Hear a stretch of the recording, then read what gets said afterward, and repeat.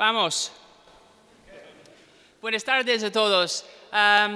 Just to give you some context, I lived in Spain for a couple of years where I taught English as a foreign language. I love the country and I want to share some of the fantastic things I learned about it. So, numero uno, the bikini saved Spain. It's true. Okay, let me explain. Back in the 1950s, Spain was a poor country. It was a fascist dictatorship and its economy was ruined by civil war. Then along came Pedro Zaragoza Orts, and he is the former mayor of Benidorm, and he had a fantastic idea to turn Benidorm into a huge tourist resort. But first, he needed to convince the authorities to allow people to wear bikinis. Now, this was 1950 Spain, and the clergy were all powerful, and they were not happy with bikinis. They fiercely opposed this idea because they believed it would pervert people's morals. However, our friend Zaragoza was a very tenacious character, and he went straight to Madrid to the residence of the fascist dictator General Franco to ask for his permission to allow the bikini and other things, and unbelievably, he got his support. So a little while later, in 1956, a bylaw was introduced allowing bikinis to be worn in Spain. Benidorm flourished as a resort and was pivotal in transforming Spain into a modern tourism superpower. Numero dos.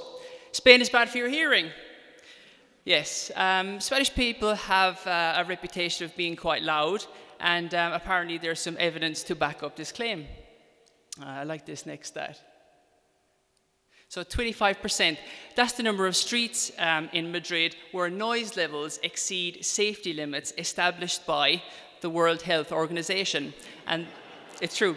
And the noise comes from industry, traffic, shopping centres, bars. Barcelona too has problems. One study revealed that half of all people between the ages of 14 and 27 have suffered from irreversible hearing damage. It's true. A little anecdote coming next.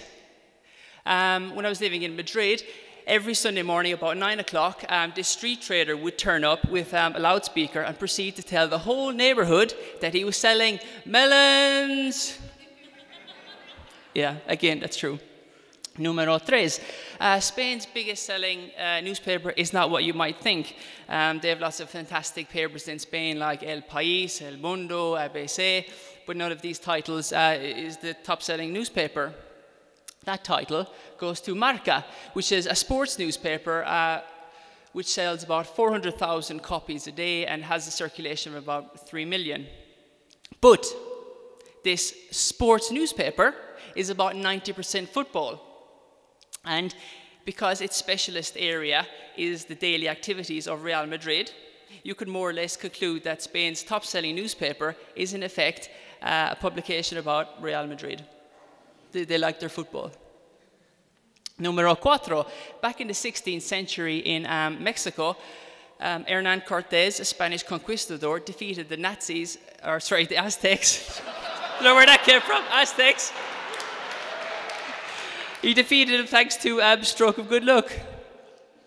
Now, the Aztecs liked a bit of blood and gore, and they also liked a little bit of human sacrifice.